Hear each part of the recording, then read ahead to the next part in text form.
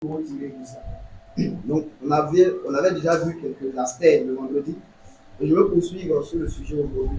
Je veux rendre grâce au Seigneur pour la présence de chacun de vous. Et je veux vous encourager à écouter la parole de Dieu avec beaucoup de sérieux, avec beaucoup de concentration. Voilà. Soyez vraiment sérieux. Écoutez dans la pensée de comprendre et de pratiquer quand vous aurez compris ce que Dieu veut. Écoutez ainsi et ne soyez pas négligents. Vous voyez, le royaume de Dieu est merveille. Le pays que Dieu promet est un pays de délices. Le pays que Dieu promet comporte des choses que l'œil n'a jamais vues, que l'oreille n'a jamais entendues. Il a dit que ce sont des choses qui ne sont jamais montées au cœur des fils des hommes. Ce sont des choses que Dieu a préparées pour ceux qui l'aiment. Ce sont des vérités, ces paroles-là. Aujourd'hui, nous avons tellement été habitués à la vie terrestre que quand on dit ces paroles, elles sont comme les paroles des fils de Jacob. Et notre cœur reste froid. Nous restons insensibles. Frères et sœurs, le Dieu de qui nous parlons, il n'est pas menteur. Et les promesses qu'il a eu à faire sont vérités. Un jour, ceux qui auront persévéré dans la foi obéissante à Jésus-Christ, le Fils de Dieu, ils vont entrer en possession de l'héritage de la vie éternelle que le Père a préparé. C'est des choses qui sont proposées à nous tous. Nous tous qui sommes là, nous sommes conviés à ce festin de Dieu. Tout le monde est convié à ce festin. Un monsieur qui disait un jour, entendant le Seigneur Jésus, il dit, bienheureux celui qui va manger du pain dans le royaume de Dieu. Il sera assis donc pour manger du pain. Vous voyez, et je dis que l'exclamation, c'est comme si l'homme disait que vraiment, oh, ce serait tellement un grand privilège pour ceux qui vont avoir part au royaume. Et c'est vrai ce qu'il disait. Mais en même temps, dans son exclamation, il y avait un peu une sorte de, je peux dire comme ça, un peu d'accusation de Dieu. C'est comme s'il disait, si c'était donné à tout le monde d'avoir part. Et Jésus a fait une parabole qui dit, c'est donné à tout le monde. Un roi, il a fait un festin pour son fils. Et il a invité tout le monde. Le problème, c'est que beaucoup ne répondent pas à son appel. Ils s'excusent pour les choses de la terre. Ils s'excusent pour leur occupation. Ils s'excusent pour les plaisirs du monde. Ils s'excusent pour le péché auquel ils ont été tellement habitués. Ils s'excusent pour les grandeurs passagères de la terre. La prière et le vœu de mon cœur pour chacun de nous, c'est que la parole de Dieu vienne avec puissance. Et que même si quelqu'un au milieu de nous était comme endormi, que la personne soit secouée et réveillée pour vivre. Alléluia. Que cette parole-là puisse transpercer vraiment les cœurs. Qu'elle puisse nous ramener sur le chemin bon, droit, étroit et qui mène à la vie éternelle. Amen. Et les paroles que je veux nous partager, justement, ce sont des choses qui, je veux dire, qui ont pour objectif de nous ramener à une foi plus pure et plus droite. Et voyant aujourd'hui l'époque d'apostasie et d'éloignement, de telles paroles peuvent être des paroles très compliquées ou même difficiles à accepter. Mais écoutez-les avec beaucoup de simplicité. Le texte de base, on va lire reprendre 1 Corinthiens 14, juste le verset 36. C'est dedans, Paul traitant donc les questions d'ordre, il va demander aux frères de Corinthe ces deux choses. 1 Corinthiens 14, verset 36. Frère, il est étudié, s'il te plaît. 1 Corinthiens 14, 36. Suivons ensemble. Et suivons pour examiner pour recevoir ce qui est conforme à la volonté de Dieu pour pratiquer cela. 1 Corinthiens 14, le verset 36. Qu'est-ce qui est écrit? 1 Corinthiens 14, le verset 36. Oui. Est-ce de chez vous que la parole de Dieu est sortie? Voyez, le Paul dit, est-ce que c'est de chez vous que la parole de Dieu est-elle sortie? Ou est-ce à vous seul qu'elle est parvenue? Ou bien est-ce que c'est à vous seul que la parole de Dieu est parvenue? Amen. Voici les deux questions. Alors, je me propose de parler, j'avais déjà commencé, mais mon intervention tourne autour, si vous voulez, de 3 points. Le premier point, c'est la première question, la première partie de la question. Est-ce de chez vous que la parole de Dieu est-elle sortie? Le deuxième point, c'est est-ce à vous seul que cette parole est-elle parvenue? Parce que dans chaque question, il y a une pensée de Dieu qui est rattachée. Et le point du milieu, qui est le troisième, mais bon, je le mets au milieu, c'est éclairer un peu ce que j'ai déjà commencé de dire le vendredi. Éclairer cette pensée selon laquelle aujourd'hui, nous qui sommes ministres du Seigneur, soit apôtres, soit prophètes, soit évangélistes, soit pasteurs ou docteurs, c'est de nous montrer que nous le sommes, oui, mais nous ne sommes pas du même gabarit que Jésus et ses apôtres. Il y a une nuance. Et si, je ne dis pas qu'on a un autre esprit, nous avons le même esprit, mais il y a une nuance entre, je dis comme ça, le gabarit que nous sommes et ce que Paul, Pierre, Jean, Jacques, les apôtres directs de Jésus sont. Si on ne fait pas cette nuance, ça va nous conduire dans l'erreur dans laquelle les Corinthiens ont commencé à baigner. Alors, la première partie de la question, je fais quelques rappels et puis je poursuis. Quand l'apôtre dit, est-ce de chez vous que la parole de Dieu est-elle sortie? Je vous ai expliqué le vendredi qu'il n'a pas cité là une référence, mais il se référait indirectement aux prophéties de Michée et de Ésaïe. Et ces prophètes-là avaient déjà annoncé que dans l'œuvre nouvelle que Dieu allait faire en Jésus-Christ, il y aura beaucoup de nations qui allaient s'attacher au Dieu d'Israël. Vous vous rappelez, frères et sœurs, que le salut dans lequel nous sommes nous est venu des Juifs. Est-ce que nous comprenons ça? Le faux culte du faux Dieu de l'islam, Allah, est quitté à la Mecque. Est-ce que vous comprenez? Et la Mecque est censée être le point de départ du faux culte du faux Dieu de l'islam, Allah, avec son faux prophète Mohammed. Je fais des précisions pour qu'il n'y ait pas de confusion. Mais vous voyez qu'il y a un point de départ. Donc ce faux culte-là est quitté à la Mecque. Donc ceux qui sont ici à Abidjan, qui sont devenus musulmans, ils sont redevables à ceux qui ont porté le mauvais message de l'islam de la Mecque jusqu'en Côte d'Ivoire. Ils sont redevables. Vous me comprenez, non? Donc, les musulmans ou même des imams de la Côte d'Ivoire, ils doivent être des personnes qui répètent aux musulmans ivoiriens ce que le faux prophète Mohammed avec ses successeurs ont dit avoir reçu de Allah leur Dieu. Ils n'ont rien à inventer. Ce qui veut dire que si Mohammed de l'islam là donne une instruction et que les musulmans de la Côte d'Ivoire commencent à contester, ben, on se demande, il s'appuie sur quoi pour faire cette contestation. C'est un exemple mauvais que je prends pour vous faire voir que c'est un peu ce que Paul est en train de dire ici. Nous devons réaliser que le salut nous est venu par les Juifs. L'affaire de Jésus, telle que notre bien-aimé frère Eric nous l'a rappelé tout à l'heure, elle n'est pas venue de nous. Elle ne vient pas de chez nous. Et quand Paul dit est-ce de chez vous, il est en train de rappeler aux frères de Corinthe que la révélation de Dieu, mais quand on parle de révélation, il y a une doctrine, un enseignement qui accompagne la révélation. Et l'enseignement de Dieu, Paul disait aux frères de Corinthe, ce n'est pas de chez vous qu'est sorti l'enseignement de Dieu. La parole de Dieu. Michée, chapitre 4, le verset 2, donc que je vous lis rapidement. Vu que je dis, est-ce de chez vous que la parole de Dieu est-elle sortie? C'est simplement un rappel de la prophétie de Michée, voilà, qui avait déjà annoncé d'où la parole de Dieu allait sortir pour ensuite se répandre sur la terre. Michée 4, 1 à 2, je lis. Le prophète dit par l'Esprit Saint, il arrivera à la fin des temps que la montagne de la maison de l'Éternel sera fondée sur le sommet de la montagne, qu'elle s'élèvera par-dessus les collines et que les peuples y afflueront.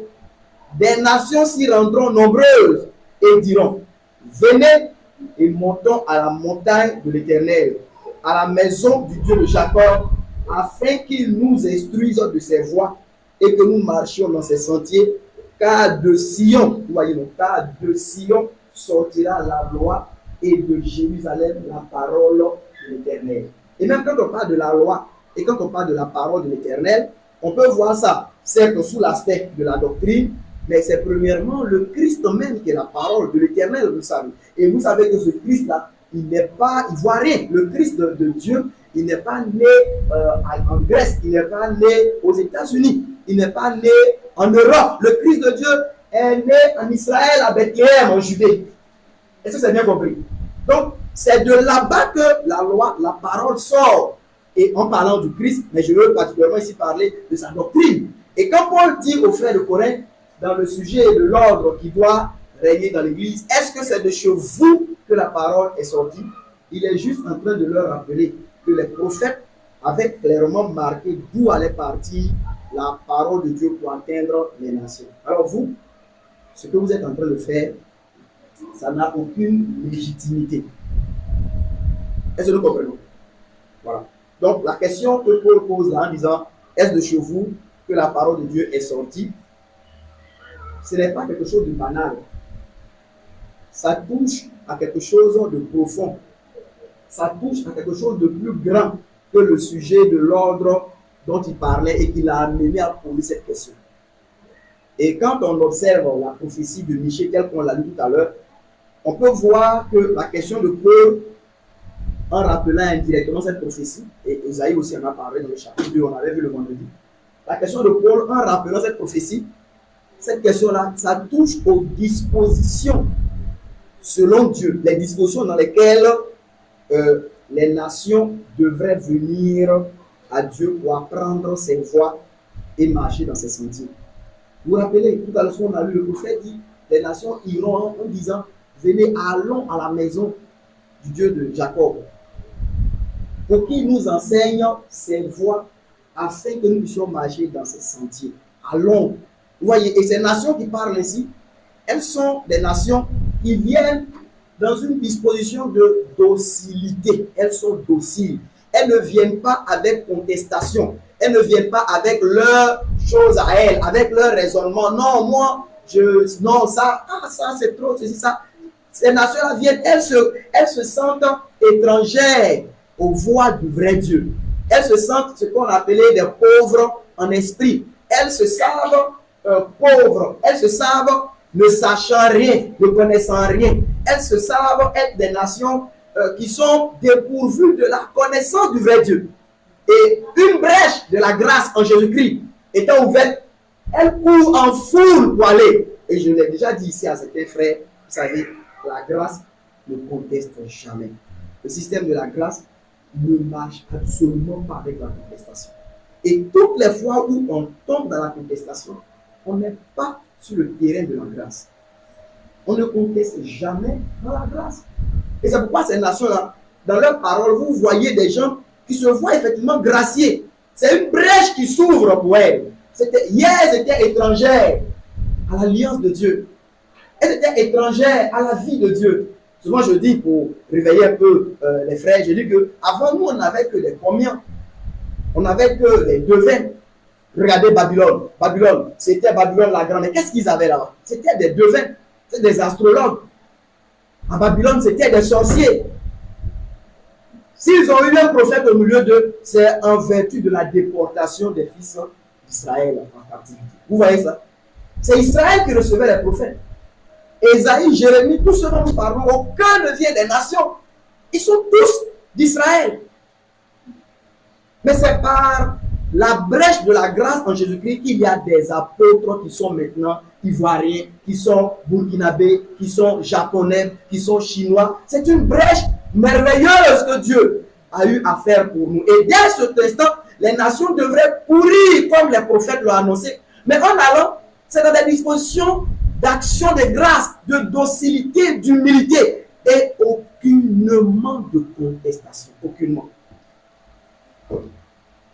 Maintenant, en disant cela, concrètement, concrètement, quand on applique la chose, ça veut dire quoi? Ça veut dire que quand Paul, qui vient d'Israël, qui est juif, hébreu, né d'hébreu, et qui a été investi de l'autorité donc de Dieu et de Christ, et qui vient chez vous, les frères, en Grèce, en Europe, à Corinthe, et qui vous apporte l'évangile de la vérité, qui vous porte à la connaissance de Dieu et de Christ, et vous recevez ainsi l'Esprit de Dieu.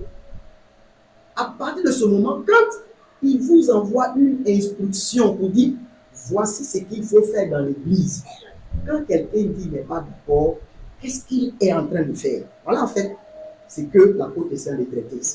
Quand l'apôtre dit que vos femmes se taisent dans les assemblées, parce que c'était cette instruction particulièrement qu'il donnait. Et vous savez, je l'ai déjà dit, une telle instruction pour les Européens, pour les nations, pour nous tous, pour des gens qui ont été étrangers à la vie de Dieu pendant des millénaires, et qui, je vous ai déjà dit ici que la plupart des faux cultes, des faux dieux de nous les nations, bien des fois c'était même les femmes qui étaient au devant de ces cultes-là. Les prêtresses, chez nous on a beaucoup de femmes qui sont ce qu'on appelle des communs, c'est comment on les appelle. Il y a quelques hommes, mais ils sont rares. La plupart du temps ce sont des femmes. Et la plupart des faux, même à Corinthe, là, je crois, l'histoire dit qu'il y avait le culte d'une déesse abominable, voilà, de l'impudicité, là, voilà, qui avait au moins 1000 prêtresses dans la ville de Corinthe. Ce sont des prostituées sacrées. Voilà, vous voyez. Mais quand on a été baigné, on a été nourri, on a grandi dans ces choses, vous imaginez, et qu'on reçoit une telle instruction, vous savez, ce qui suscite la contestation en nous, ce n'est rien d'autre que nos voix des nations dans lesquelles nous avons grandi, mûri, c'est tout. Il n'y a rien d'autre. Et quand l'apôtre dit, avec une sorte d'indignation, mais attends, mais est-ce de chez vous que la parole est sortie? Il veut dire, oh frère, mais où est-ce que vous allez là? Qu'est-ce que vous êtes en train de faire? Avez-vous oublié d'où je viens? Avez-vous oublié d'où vous êtes? Avez-vous oublié ce que le prophète avait annoncé? Est-ce que vous avez commencé à oublier? Attends, commencez-vous maintenant à contester? Mais d'où vient cela? Avez-vous oublié la grâce que Dieu vous a faite? Avez-vous oublié cela? Vous étiez des idolâtres, vous étiez perdus. Avez-vous oublié que la grâce est une brèche que Dieu ouvre pour vous greffer à son peuple naturel qui est Israël? Avez-vous oublié cela? C'est plus qu'un don. Vous contestez et vos contestations, ça s'appuie sur quoi? Et qu'est-ce que vous avez comme base pour dire non à cette instruction? Vous me suivez, non? Voilà ce qui était en jeu. Donc, je dis que cette question de Paul là, ça touche les dispositions selon Dieu dans lesquelles les nations, et c'est nous tous, quand je parle des nations, nous faisons partie de cela. C'est comme ça que Dieu veut que nous puissions l'approcher, pour apprendre de ses voies et pour marcher dans ses sentiers. Je veux, avant de continuer encore, vous dire, frères et sœurs, que apprenons à connaître Dieu. Il a dit dans Ésaïe que ses voies ne sont pas nos voies. Ce qui veut dire, en français simple, ne pensez pas que si une chose vous semble peut-être irrecevable, ça ne peut pas venir de moi. Les voies de Dieu, ce n'est pas nos voies. Beaucoup d'entre nous, quand nous entendons l'enseignement de la parole de Dieu, quand nous lisons les Écritures, nous voulons soumettre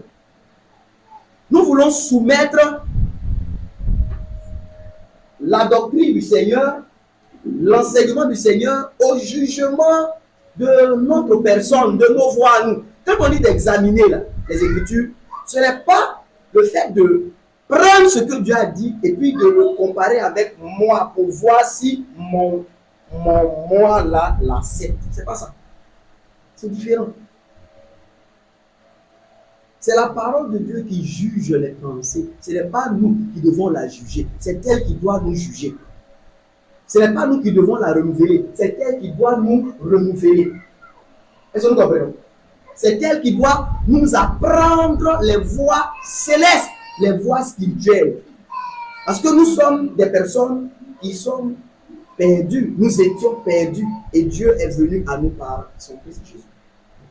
On n'a pas donné de micro. Voilà. Ok. Voilà. Alors, donc je dis ça pour que nous puissions comprendre que quand on dit par exemple examiner les Écritures, Ce que faisaient par exemple les Juifs de Béret, ce n'était pas qu'ils écoutent quelque chose et puis non, moi ça ne veut pas accepter. Donc ce n'est pas ça qui est examiner les Écritures. Examiner là, c'est que Paul dit que Jésus est le Christ.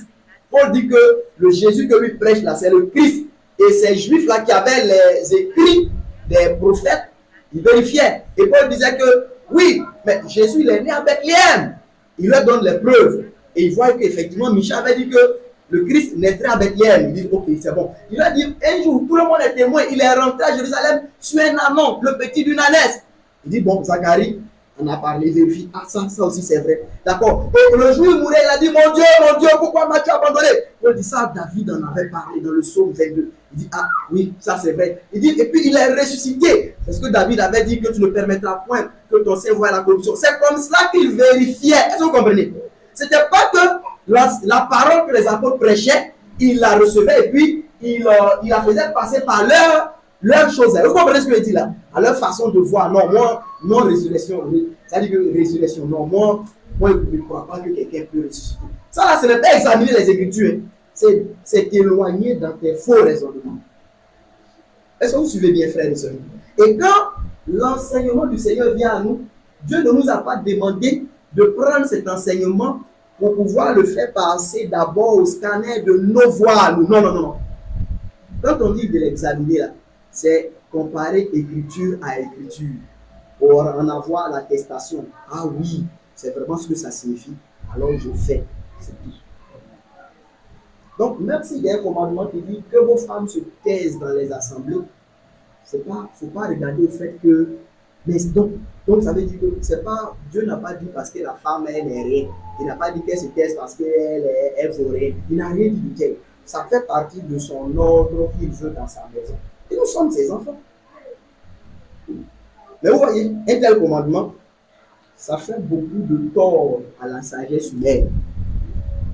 Ça frappe de plein pied la philosophie d'Athènes. Les Grecs là ne peuvent pas accepter ça. Non, ça c'est pas possible.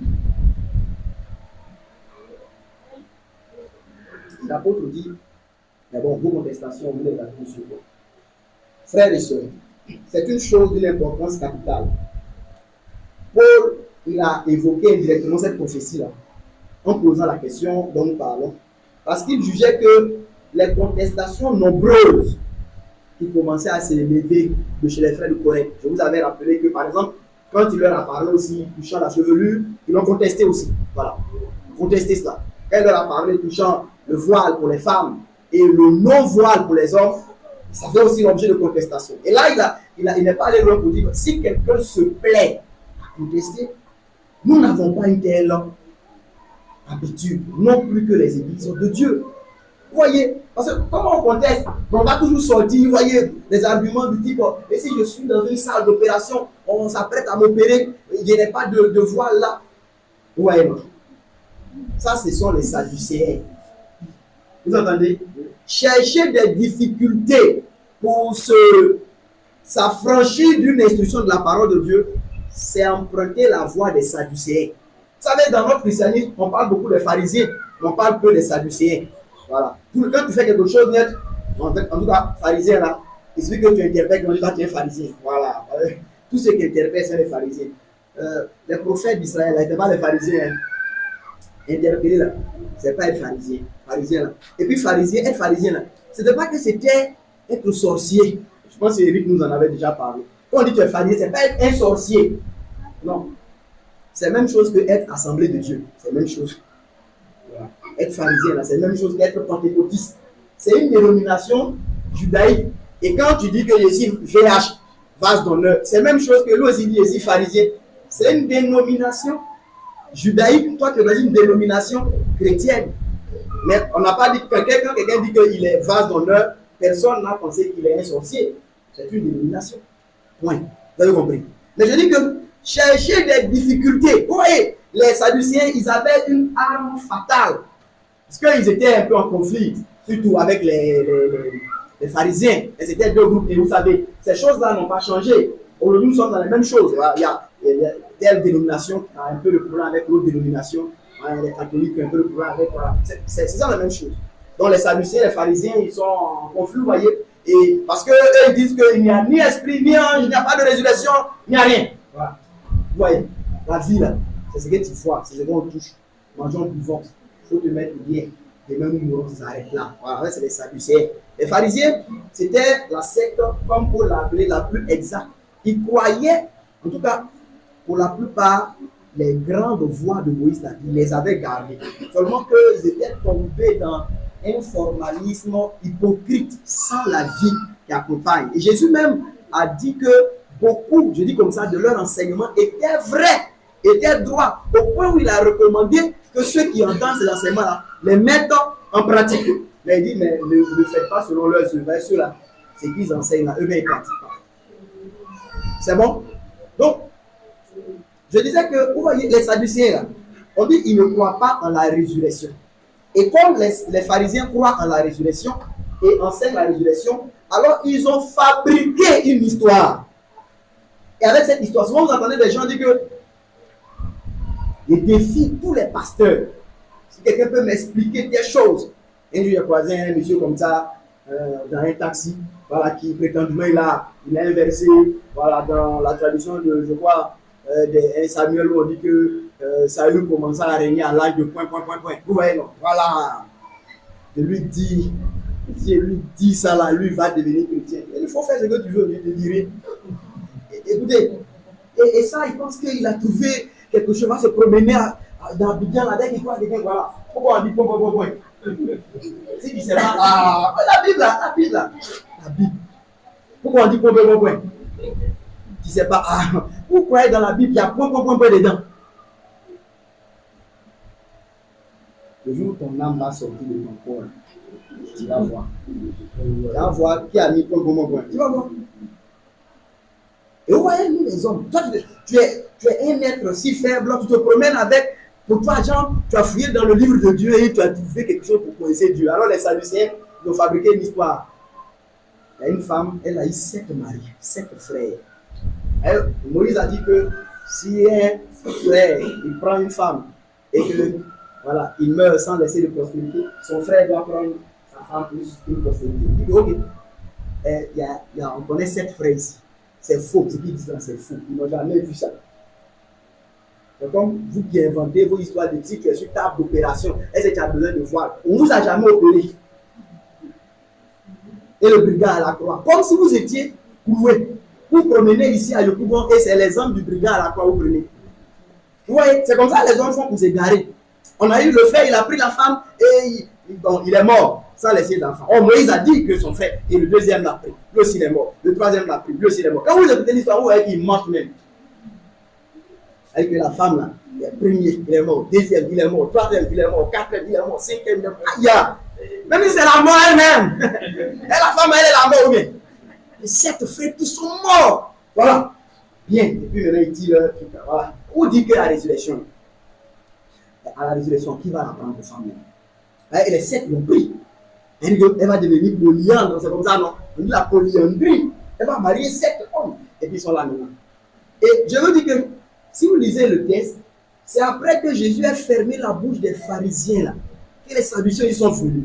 Mais parce que les Sadducéens là, leur question est là, aucun pharisien n'a jamais pu répondre à ça. Et selon l'histoire, ces 2 dénominations, les pharisiens et les Sadducéens, ce sont des dénominations qui avaient au moins environ 400 ans à 300 ans d'existence avant que Jésus ne vienne. Vous me suivez, non? Suivez-moi bien et puis regardez-moi pendant que je parle là. Regardez-moi. Ils avaient au moins 300 ans d'existence. Mais vous pouvez imaginer, pendant 300 ans, ils sont promenés devant tout le monde. Oui, vous parlez de Dieu, ok, viens. Voilà une histoire. Tu dis quoi? Toi-même, c'est la première fois que tu apprends. Toi-même, tu es perdu. Tu dis, ah ouais, on vous dit que c'est les blancs, il faut laisser ça. C'est les choses des blancs. Vous entendez? Hein? Ce sont les choses des blancs. Comment on peut mettre point dans la parole de Dieu? C'est que ce n'est pas la parole de Dieu. Et pourquoi? Parce qu'il y a point dedans. Donc lui qui a écrit, il ne connaissait pas l'argent de Saül. Vous voyez? Et les Sadducéens, ils se promènent avec leur âme fatale là pour... Vous savez pourquoi ils ne croient pas à la résurrection? Dans le psaume 14, il est dit que l'insensé dit dans son cœur, il n'y a point de Dieu. C'est pas ça? Mais vous allez voir, pourquoi l'insensé dit dans son cœur qu'il n'y a point de Dieu? Mais c'est pour vivre mal. C'est ce que le psaume l'a dit. Quand il n'y a pas de résurrection, il n'y a rien, les gars, il n'y a rien. Après cela, il n'y a rien. Mais quand il n'y a rien là, c'est la porte ouverte à tous les plaisirs, à tous les désordres. Mais parce que s'il y a une résurrection, si on confesse qu'il y a un jugement, il faut se préparer à rencontrer ce Dieu. C'est pas comme ça. Et ça ne nous arrange pas parce qu'on veut se livrer au mal. On veut vivre dans tous les désordres. Donc, on va chercher dans la Bible et beaucoup de personnes qui prétendent qu'il n'y a aucun Dieu n'existe, etc. Regardez comment ils vivent. Regardez comment ils marchent. Mais ils disent ces choses pour se donner bonne conscience afin de se livrer au mal. C'est écrit dans le psaume 14. Tu as vu ça? Voilà. Lis un peu, le psaume 14. C'est le vrai problème de tout, c'est ça. Quand ils disent qu'il n'y a point de Dieu, mais c'est pour pouvoir vivre n'importe comment. Vas-y, le psaume 14. On va dire verset 1. Psaume 14, verset 1. Oui. Au chef des chantres de David, l'insensé dit en son cœur, il n'y a point de Dieu. Et Dieu, dans sa parole, il n'appelle pas ça athée. Hein. Il appelle ça insensé. Parce que les hommes les appellent athées, Dieu les appelle insensés. Continue. Il n'y a point de Dieu. Oui. Ils se sont corrompus. Ouais, ils se sont corrompus. Ils ont commis des actions abominables. Commis des actions abominables. Il n'en est aucun qui fasse le Dieu. Voilà. Mais c'est ça, c'est à cause de ça qu'on dit qu'il n'y a pas de Dieu. Là, comme ça, on peut faire ce qu'on veut. Vous comprenez? Donc, quand les Sadducéens, ils veulent, parce que leur mode de vie, leur attachement à la terre, aux choses de la terre, au plaisir de la terre, aux richesses de la terre, là, ça fait que entendre le prophète leur annoncer qu'un Dieu va juger, ça les remplit d'effroi, ça les dérange dans leur vie de chaud. Alors, ils ont inventé quelque chose là, d'après trouver une difficulté. Et est-ce parce que quelqu'un ne peut pas répondre à votre question, ça veut dire que vous avez raison? C'est l'erreur. Et ces Sadducéens là, ils ont fermé la bouche à tout le monde. Je crois que même quand ils discutaient avec les pharisiens, quand ils arrivent sur ce point là, les pharisiens ne peuvent pas expliquer. Donc ils disent à Jésus, oui, on sait que tu es vraiment un maître, tu enseignes, tout. D'accord, dis-nous, voilà. Moïse a dit ça, Moïse a dit ça. Voilà 7 frères qu'on a. Ils ont eu la même femme, ils sont tous morts, elle est morte à la résurrection. Qui va attendre ça? Et vous savez, Jésus aurait pu ne pas leur répondre. Et quand il ne vous répond pas, vous pouvez partir en vous flattant que, on l'a bloqué. Et même supposons que vous croisez quelqu'un qui n'a pas la réponse à votre question.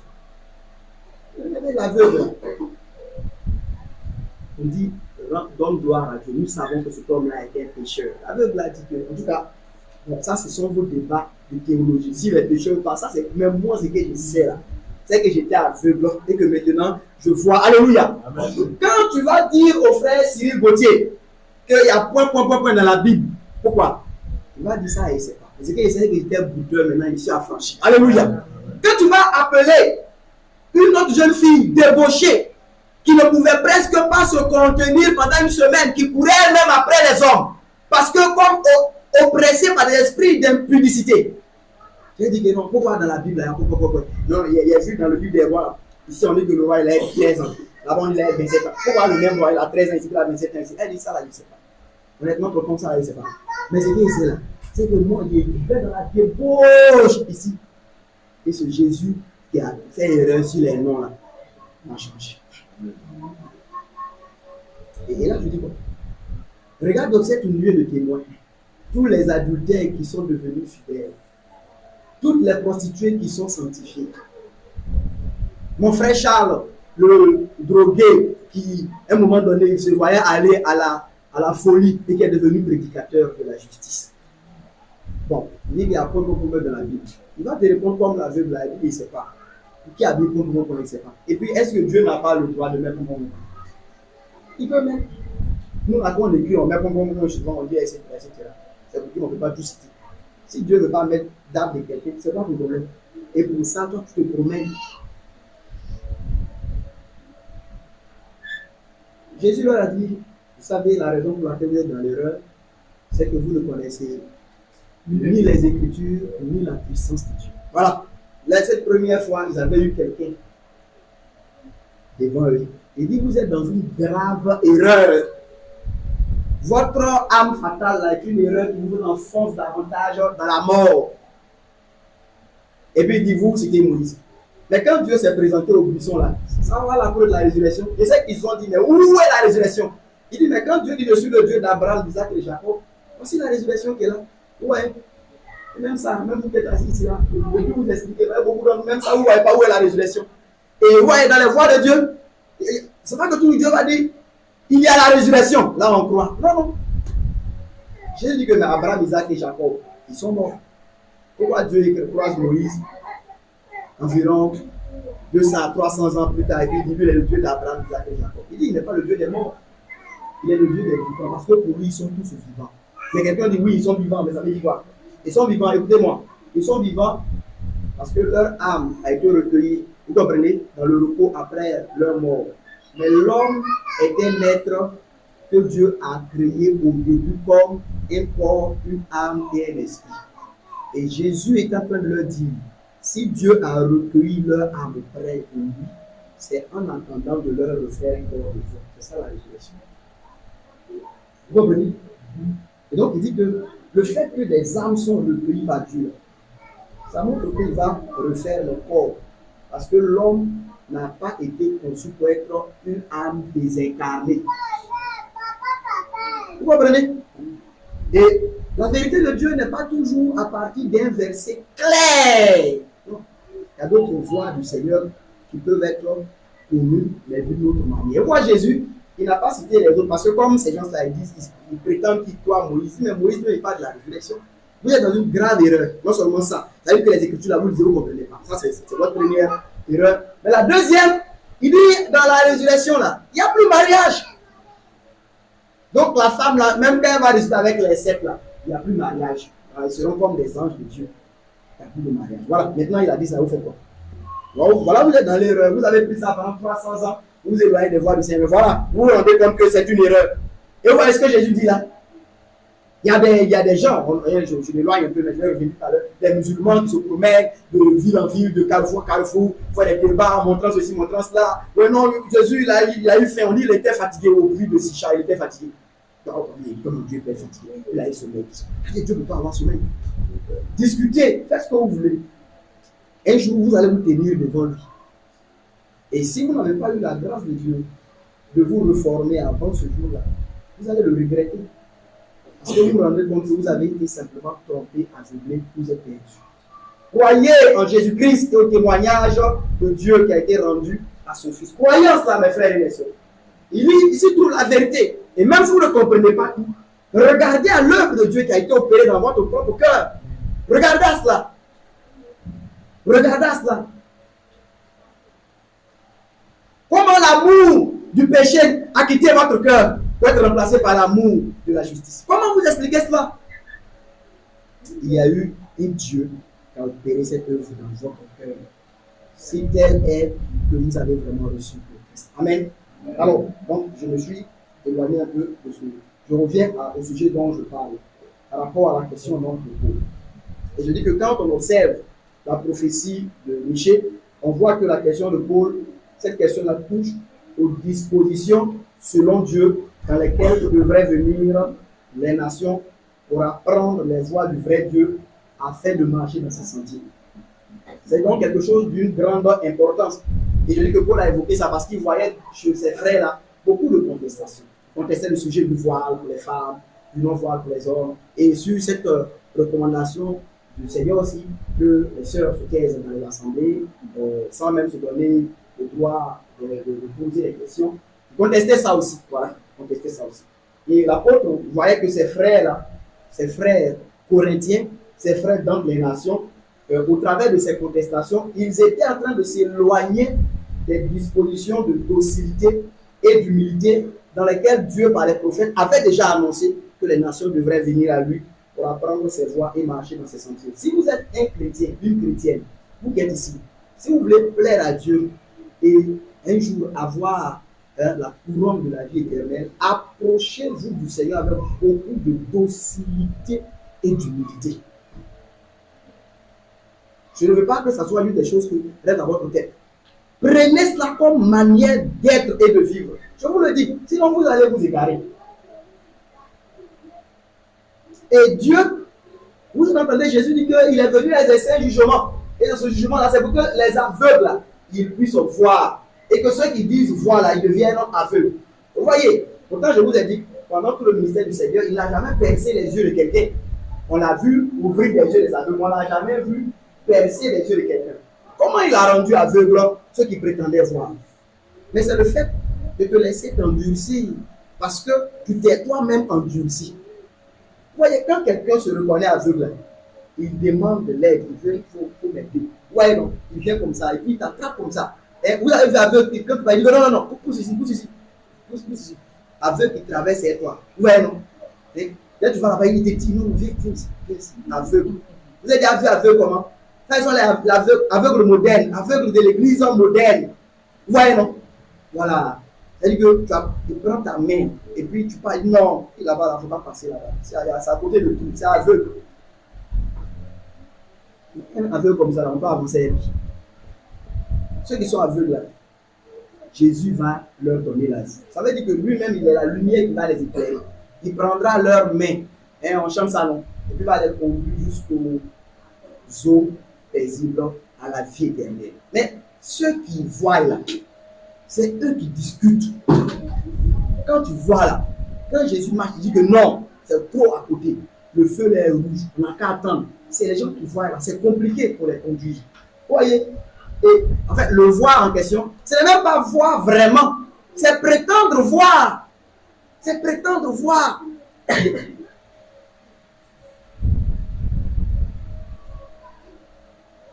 Tous les scandales aujourd'hui qu'on connaît dans l'église, tous les scandales qu'on connaît aujourd'hui dans l'œuvre de Dieu, d'où cela provient? Vous savez d'où cela provient? Ça provient du fait qu'on prétend suivre la parole de Dieu tout en continuant à marcher dans nos propres voies. C'est de là que viennent tous ces problèmes. Tous ces scandales de nos jours. Et d'où cela provient? Quand Dieu nous a donné sa science, Jérémie, le prophète dit ça, Jérémie 8. Dieu nous a montré sa doctrine. Dieu nous a dit marchez ainsi. Vous aurez la vie. On dit non. On n'est pas obligé. Chez nous ici, nous, on n'a pas de problème. On n'a pas. Et résultat, qu'est-ce que ça nous donne? Qu'est-ce que ça nous donne? J'ai déjà dit ici, à quel moment, suivez-moi ici, regardez-moi. Hein.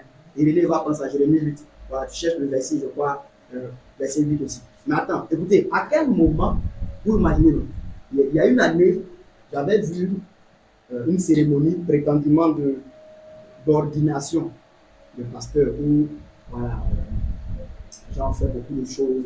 J'ai écrit pour dire que ce n'était pas conforme à la volonté de Dieu. Bien sûr, bon, après, j'ai eu pour mon compte, beaucoup de gens ont dit beaucoup de choses. D'accord? Alors, il y a une année, hein, chez nous ici, vous vous rappelez, il y a eu une prétendue cérémonie. Hein, suivez s'il vous plaît, ne vous laissez pas distraire. Hein, soyez disciplinés. Prétendue cérémonie d'ordination ici. Et puis, il y a eu voilà, une remise d'épée. Voilà, on dit c'est l'épée de l'esprit. Puis ça envoie beaucoup de problèmes. Alors, je vous dis que un jour, quelqu'un aussi peut faire sa cérémonie et puis à lui, on va remettre un cercueil. Ouais, non. Voilà, on va dire que c'est le cercueil dans lequel Satan est enterré. Voilà, il faut garder ça symboliquement. Et vous allez vous fâcher. Vous allez fâcher pourquoi? Lui qui a pris épée là, c'est quoi vous avez pris pour dire que c'est pas bon? Donc, lui, un autre symboliquement, lui donne un cercueil. Ouais, non. Voilà, un autre symboliquement. Ouais, n'écoutant pas Dieu, on va s'égarer de plus en plus. Et aujourd'hui, là, il y a beaucoup de personnes qui ne savent plus discerner leur main droite de leur main gauche. Ils ne savent plus ce qu'on doit croire, ce qu'on ne doit pas croire. Et tout passe maintenant. Tu vois quelqu'un, ils sont un groupe, tu ne comprends pas, ils ont une longue chaîne. Ils mettent et puis le reste, là, ça rentre dans leur poche. Tu vas dire quoi? Tu vois des gens, des prédicateurs, ils ont grosse bague. Ce n'est pas bague de mariage, hein. Grosse bague noire sur leurs mains. Bon, c'est bizarre, mais tu ne sais pas. Ça est là. Et je dis que vous savez où on est quitté pour arriver là. Mais vous, les sœurs ici qui contestez l'enseignement du Seigneur par rapport aux ornements. Mais c'est comme ça que les gens ont commencé et puis pour arriver là. Je vous demande, quand dans l'église du début, parce que les preuves sont là, quand les gens gardaient ces choses, suivez-moi ici, suivez-moi, ne soyez pas distraits. C'est comment vous faites des cours là, vous n'écoutez pas bien les choses. Dans l'église du début, je vous dis, c'est historique, même si vous trouvez que bibliquement, ce n'est pas ce que ça veut dire. Mais les gens du début, ils ont compris les instructions des apôtres là, que ça veut dire que les femmes doivent se garder des boucles, des chaînes. Vous voyez les femmes qu'on appelle les femmes catholiques qu'on appelle comment? On appelle comment? Les sœurs là. À part souvent leur peut-être chaîne avec crucifix. Avez-vous déjà vu boucle d'oreille suède? Avez-vous réfléchi? Demandez-vous d'où ça vient. Avez-vous déjà vu des boucles d'oreille ou bien des bagues,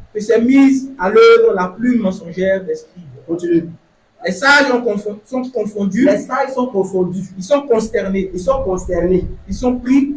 Oui. Voici, ils ont, excusez-moi, les sages sont confondus, Oui. ils sont consternés, Oui. ils sont pris. Oui. Voici, ils ont méprisé la parole de l'Éternel. Ils ont méprisé la parole de l'Éternel. Quelle sagesse ont-ils? Ils ont quelle sagesse encore? C'est fini. Tu peux lire Deutéronome aussi, parce que le chapitre, je crois, chapitre 6. Voilà. On va dire verset 4 si je ne me trompe pas. Mais regardez, quand il dit qu'ils ont méprisé la parole de Dieu, ils ont quelle sagesse? Toute disposition que Dieu nous donne et que nous rejetons, nous allons manger son fruit amer, tôt ou tard. Aujourd'hui, regardez les familles. Mais tout le désordre de la société là, ça vient d'où?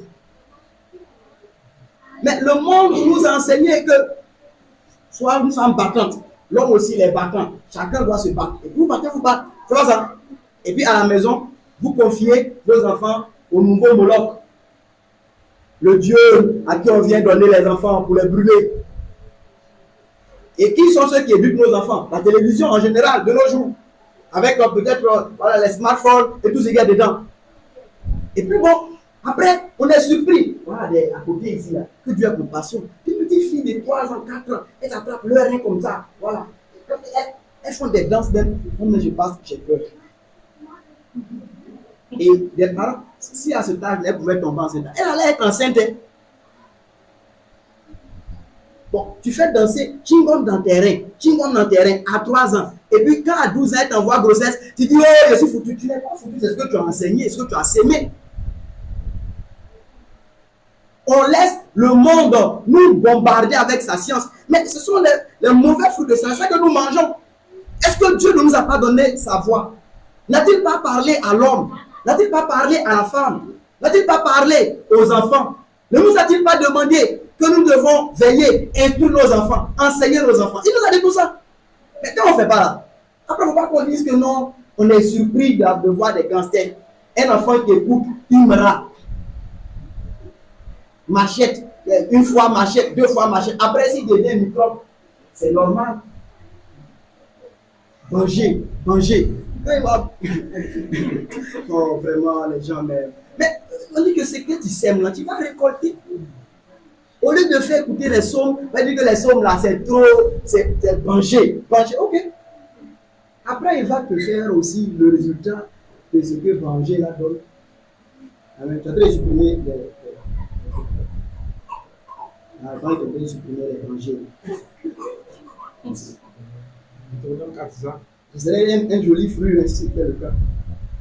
Deutéronome 4, il dit quoi? Il dit que les paroles que je vous dis commencent là, à partir du verset 1. Écoutez. Deutéronome 4, verset 1. Oui. Maintenant, Israël, écoute les lois et les ordonnances que je vous enseigne. Mettez-les en pratique. Mettez-les en pratique. Afin que vous viviez et que vous entriez en possession du pays. C'est que Dieu nous donne dans sa gloire pour vivre comme Dieu. Que vous donne l'Éternel, le Dieu de vos pères. Oui. Vous n'ajouterez rien. Ouais, non. Moïse dit, vous serez ici, n'ajoutez rien à ce que je vous dis. Dieu n'a rien oublié. Ensuite, il dit quoi? Et vous n'en retrancherez rien. Ne retranchez rien. Dieu a tout examiné avant de le dire. Mais vous observerez les commandements de l'Éternel, votre Dieu, tels que je vous les prescris. Il dit tel que je vous les ai prescrits. Continue. Vos yeux ont vu ce que l'Éternel a fait à l'occasion de Baal Péor. Oui. L'Éternel, ton Dieu, a détruit du milieu de toi tous ceux qui étaient allés après Baal Péor. C'est ça. Et vous, qui vous êtes attachés à l'Éternel, votre Dieu, vous êtes aujourd'hui tous vivants. C'est un exemple pour dire que ceux qui gardent la parole de Dieu vont vivre. Et ceux qui s'en détournent vont mourir. C'est ce que ça veut dire. Vas-y. Verset 5. Voici. Je vous ai enseigné des lois et des ordonnances, comme l'Éternel, mon Dieu, me l'a commandé, afin que vous les mettiez en pratique dans le pays dont vous allez prendre possession. Avant du verset 6, écoutons frères et sœurs, qu'est-ce qu'il est écrit là? Dis quoi?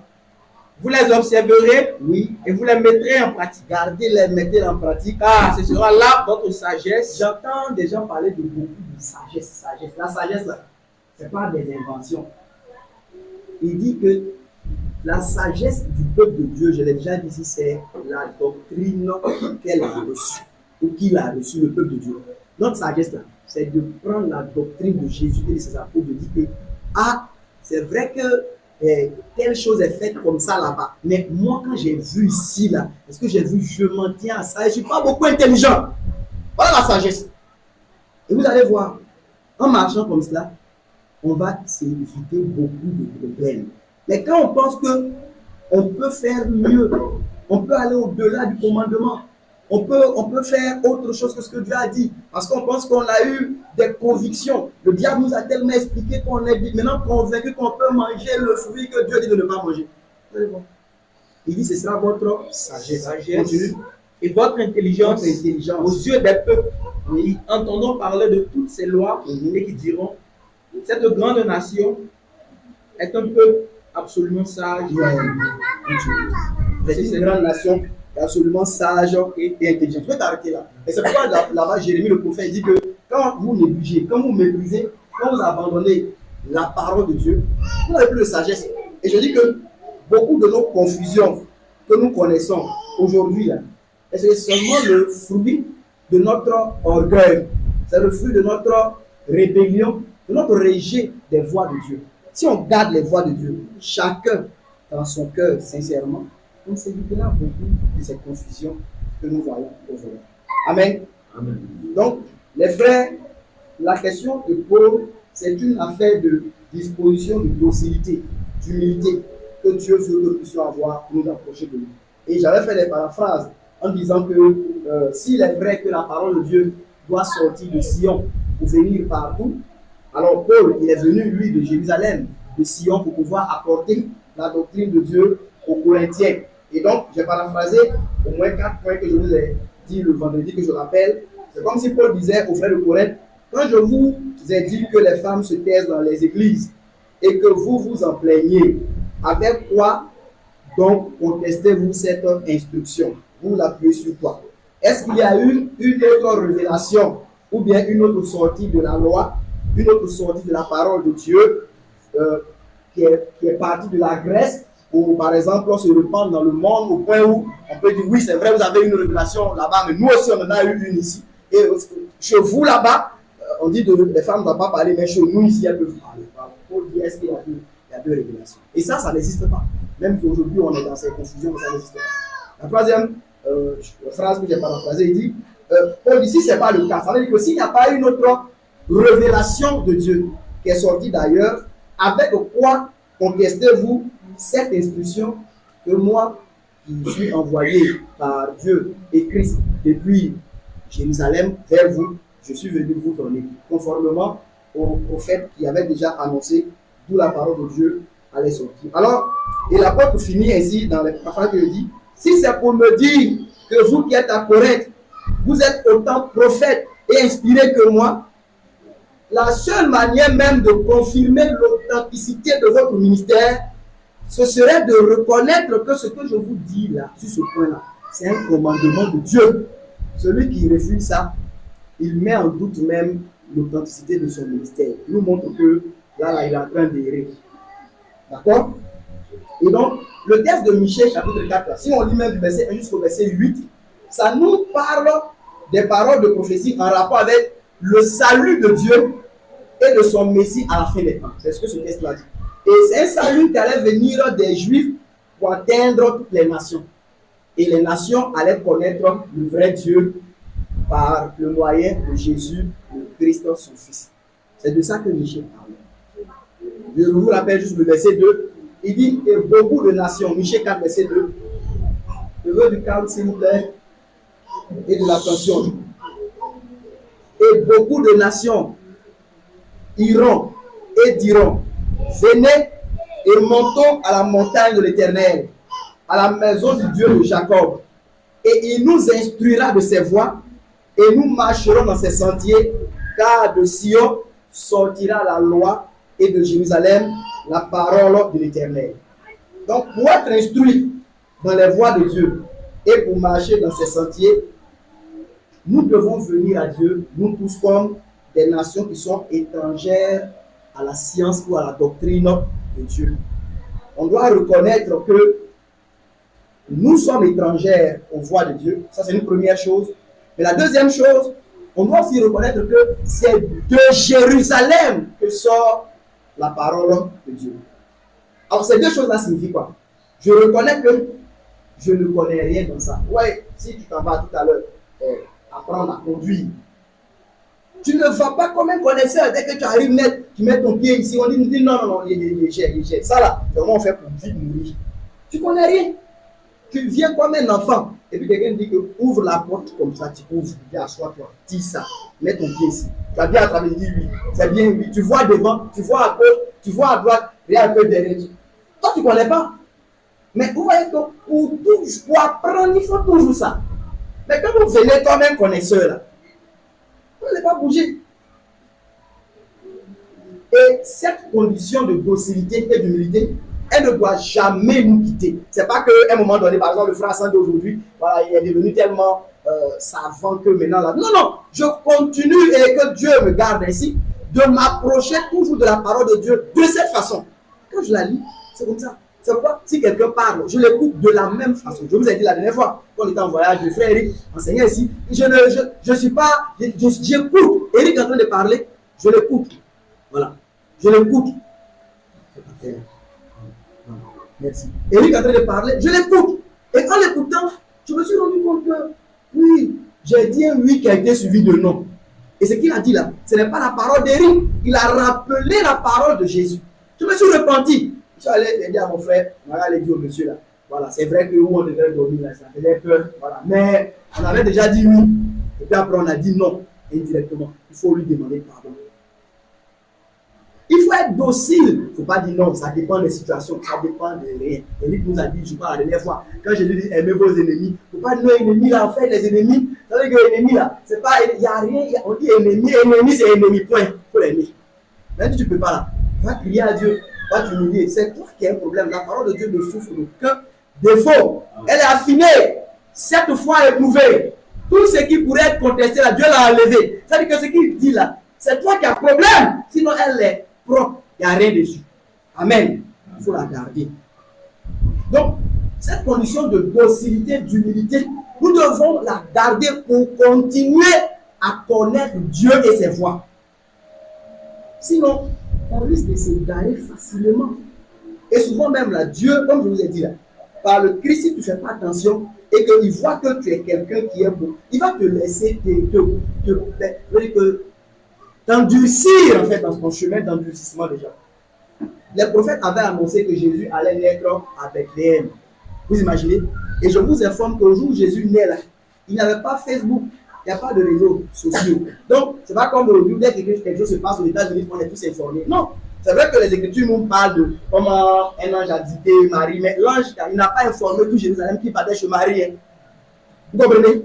Ce n'est pas qu'il est sorti là, son nom trompette, allez là, je m'en vais chez Marie pour accomplir ce que Isaïe avait dit.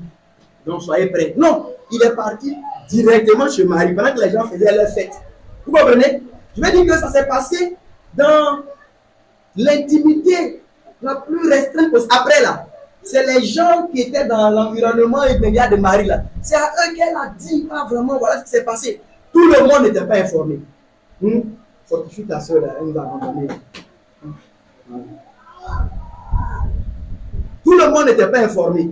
Vous voyez? Alors, maintenant, à un moment donné, suivez frère, quand Jésus, après 30 ans, il commence son ministère là, on l'appelle à Jérusalem, on l'appelle en Israël, tout le monde l'appelle Jésus de Nazareth. Vous voyez que déjà même ça peut te poser problème. Parce que les prophètes ont dit qu'il va naître de Bethléem. Mais maintenant on l'appelle pas Jésus de Bethléem, on l'appelle Jésus de Nazareth. Donc quand maintenant que tu entends ça, on dit que ça c'est faux. Il ne peut pas être. Et les prophètes ont dit. Mais ils n'ont pas dit qu'on l'appeler Jésus de Bethléem.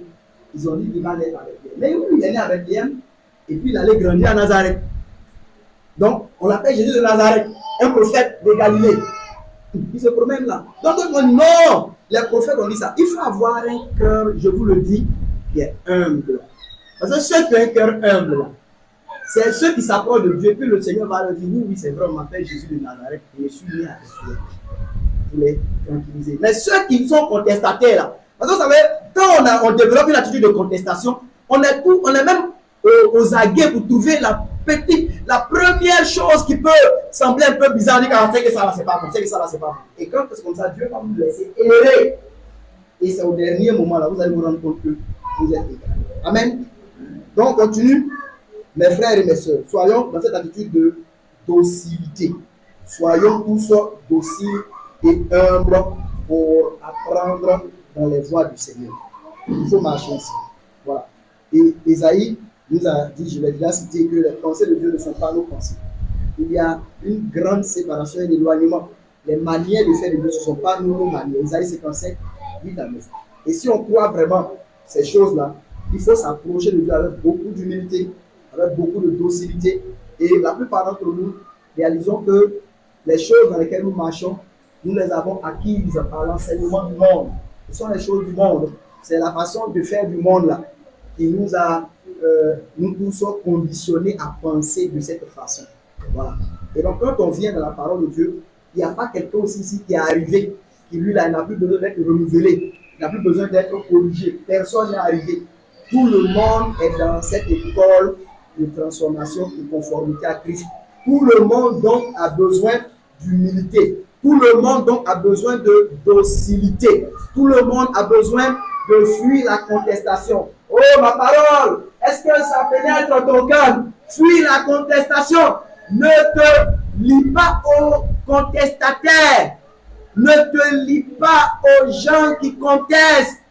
Ne te lie pas aux gens qui raisonnent. Tu entends? Fuis la rébellion.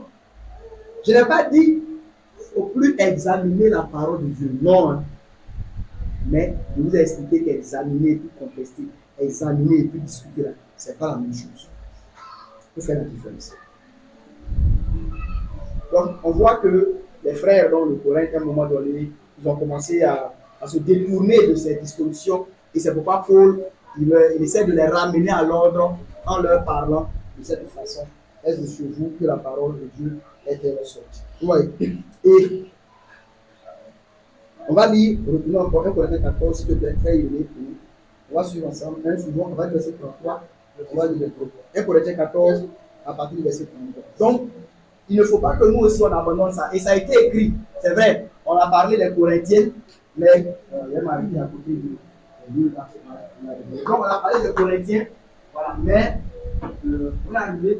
Voilà. Mais c'est quelque chose qui concerne tout le monde. Ça a été écrit pour servir les hommes. Oui, voilà. Très fatigué un peu.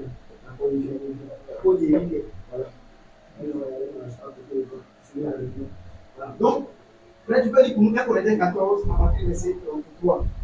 1 Corinthiens 14, verset 33. Oui. Car Dieu n'est pas un Dieu de désordre, mais de paix. Dieu n'est pas un Dieu de désordre, mais de paix.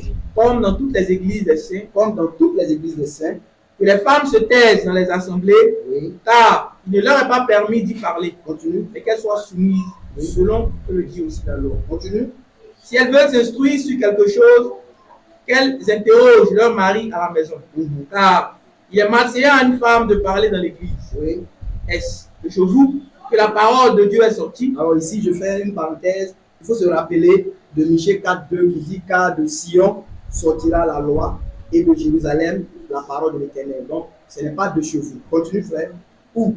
Est-ce à vous seul qu'elle est parvenue? Alors, ici, il faut se rappeler 1 Corinthiens 14, le verset 32 et 33, il dit « Comme dans toutes les églises des saints. » Voilà. Ce sont Dieu là. Il nous a donné une doctrine qui est unique. C'est ce qu'il est en train de dire. Pas de particularité. Je vais parler de ça un peu tout à l'heure. Vas-y.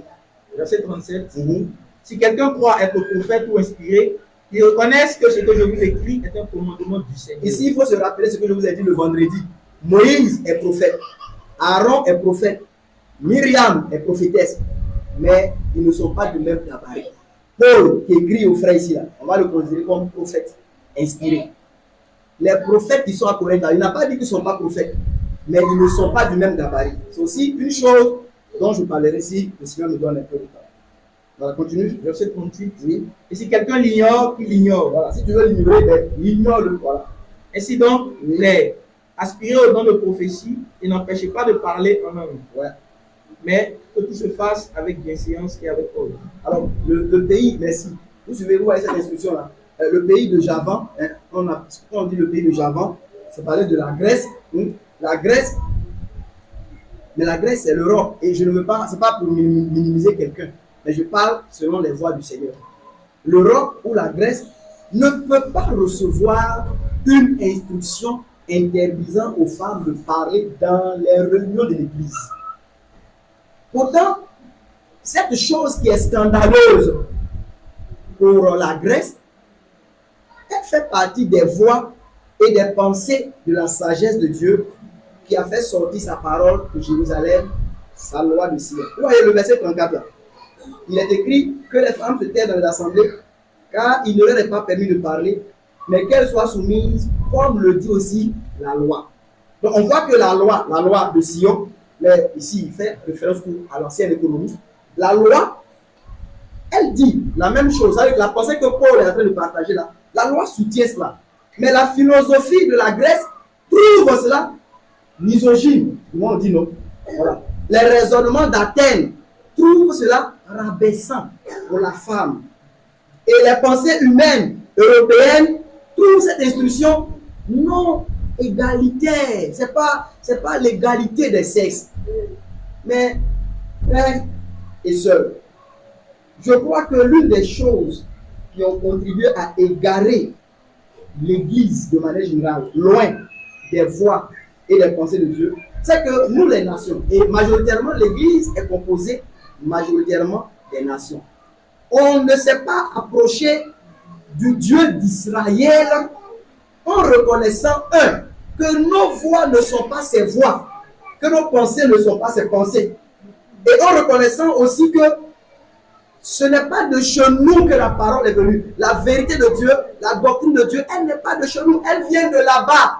Ce qui veut dire que tout ce qui nous est présenté comme enseignement, comme révélation, ça peut, je le confesse, ça peut renverser notre manière habituelle de voir les choses. Ça peut même venir contre ce que nous trouvons être convenable. On peut trouver ça inconvenable ou bien inconvenant. Ça peut arriver. Mais ce n'est pas à nous de juger la parole de Dieu.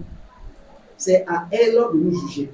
Et le vendredi, j'avais dit pour ceux qui étaient là que Dieu, en donnant ses instructions, c'est lui qui sait ce qu'il recherche. Je vous ai parlé de Salomon, qui a donné une instruction des plus terribles, incompréhensibles, en demandant qu'on puisse fendre le bébé de ces deux femmes prostituées. Mais je vous dis, quand vous entendez une telle instruction, vous la lisez, et même si vous étiez un des conseillers de Salomon, vous allez être scandalisé. Vous demandez, mais comment le roi peut demander cela? Mais je vous dis que Salomon, il cherchait des dispositions de cœur au travers de cette instruction incompréhensible. Et j'ai dit que l'une des meilleures manières de voir les dispositions de cœur, c'est devant les instructions les plus incompréhensibles. Généralement, devant cette telle instruction, tout de suite, le cœur se met en mouvement. Je vous avais donné un exemple un jour pour ceux qui se rappellent. Si vous arrivez et que, je prends l'exemple d'une chaise bleue, on a écrit un mot pour dire ne vous asseyez pas ici car un pied est cassé. Vous savez que ça, c'est très raisonnable pour nous. Et bon, je ne sais pas qui va vouloir contester ça. Vous comprenez, non? Vous me suivez? Mais si un jour vous venez à la réunion, vous arrivez, vous voyez, aujourd'hui, on est venu, on est beaucoup. Et puis, Eric et moi, avant que vous arriviez, on a écrit, on a dit, ne pas s'asseoir sur les chaises, ne pas s'asseoir. Voilà. Bon, toutes les chaises noires, c'est occupé. Il y a des gens qui sont assis. C'est l'exemple. Tu viens, tu rentres. Peut-être même que tu ne t'assois pas. Toi aussi. Et puis, tu te mets debout là. Mais pendant que tu es debout là, pendant la réunion, puis ton pied comment tu fais mal là. Tout le temps, quand tu jettes un regard, tu dis, mais pourquoi tu ne peux pas s'asseoir? Il n'y a personne qui est assis. Et à un moment donné, ça nerve que tu peux sortir de moi et moi. Il y a les chaises. Et puis, on nous dit de ne pas s'asseoir. Vous voyez, je dis que quand une instruction semble incompréhensible, et surtout quand elle semble venir contre ce qui est universellement reconnu comme acceptable, alors là, ça commence à mettre en mouvement le cœur. Vous allez voir que ceux qui se disent que bon, c'est vrai que c'est incompréhensible, mais Dieu l'a dit, allons-y. Ça, c'est une disposition qui est bonne. Mais certains, eux, ils pensent que tant qu'une chose ne rentre pas dans leur manière à eux de concevoir, Dieu ne peut pas demander. Mais Salomon a dit de fendre l'enfant. Et vous savez, de nous qui sommes ici, qui peut penser que le roi et Salomon, il est l'image de Jésus, de la sagesse de Dieu. Comment il peut demander une telle chose? Mais n'avons-nous pas vu qu'il cherchait des dispositions derrière cette instruction incompréhensible? Et si un jour le Seigneur nous prend et puis dit que oui, j'ai dit que je ne veux pas telle chose, je ne veux pas telle chose, justement, je voulais voir ceux qui se soumettaient docilement à ce que j'ai dit. Est-ce que quand le Seigneur a dit une chose, le fait qu'il soit le Seigneur n'est-il pas suffisant pour déjà garder la chose, même si on ne la comprend pas? Et il y a le Seigneur qui a dit, on a péché toute la nuit, mais sur ta parole, je vais faire ce que tu as dit. Je vais le faire. C'est lui qui l'a dit, tu ne comprends pas, mais fais-le. Si tu es certain qu'il a dit, il faut marcher ainsi. Amen. Alors, je vous parle un peu donc, du deuxième aspect de la question. J'ai beaucoup parlé, j'ai beaucoup tourné. Voilà. Tu peux relire juste le deuxième aspect. Bon, lis le verset 36. Voilà. Je vous parle un peu de ce deuxième aspect. Et puis bon, l'aspect troisième, j'ai parlé de ça un peu le vendredi. Après, je ne sais pas si je pourrais dire quelque chose, mais je vais m'étendre un peu sur le deuxième aspect, puis on va s'arrêter. Alors, 1 Corinthiens 14, le verset 36. Donc, la première question, est-ce que chez vous, ça nous rappelle la prophétie et ça nous rappelle qu'il faut approcher Dieu avec docilité. Il faut l'approcher avec humilité. Ce n'est pas de nous que la parole est venue. Donc, on n'a rien à ajouter, on n'a rien à retirer. Ce qui a été donné là, on garde ça. C'est notre sagesse, notre intelligence. Voilà ce qu'on peut voir. D'accord? Et Corneille, quand Pierre vient, il dit qu'on est devant Dieu. C'est tout ce qui t'a donné. Et vous voyez, Corneille, il parle comme quelqu'un des nations. Il ne connaît pas Dieu. Et c'est un ange Jacob a attesté que Pierre est le témoin de Dieu. Il parle. On écoute, on est docile. Tout le monde écoute avec et c'est comme ça que l'Esprit de Dieu coule aussi sur eux. C'est comme ça qu'on doit être devant la parole. Amen. On a ça, non? Amen. Vas-y, frère. 1 Corinthiens 14, 36. 1 Corinthiens 14, 36. Oui. Est-ce que je vous que la parole de Dieu est sortie? Oui. Ou est-ce à vous seul qu'elle est parvenue? Alors, tu peux t'arrêter juste là. Le deuxième aspect, s'il vous plaît, le deuxième aspect de la parole, de la question, est-ce à vous seul qu'elle est parvenue?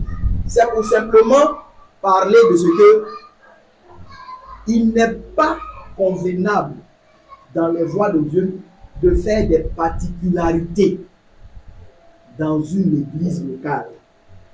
Ce que j'appelle des particularités, quand Paul dit que, attends, la parole de Dieu, ce n'est pas venu de chez vous, on a déjà vu ça ensemble. Mais le deuxième aspect, quand il dit est-ce à vous seul, c'est pour dire pourquoi dans vos églises, vous voulez avoir des pratiques que les autres églises n'ont pas. Est-ce que l'apôtre veut dire? Vous comprenez? Mais regardez bien, hein. Suivez bien ce que je vous dis là. L'apôtre veut dire que, en termes de doctrine, en termes de pratique, toutes les églises doivent avoir les mêmes voies. Si à Corinthe, les femmes parlent pendant les réunions, chose que les Éphésiens ne font pas, il y a un problème. Est-ce que Paul est en train de dire?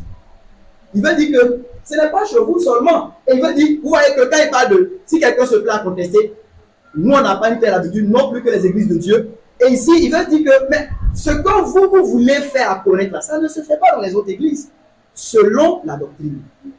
Donc, une pratique, une doctrine qui est selon Dieu, elle doit être universellement reçue dans toutes les églises.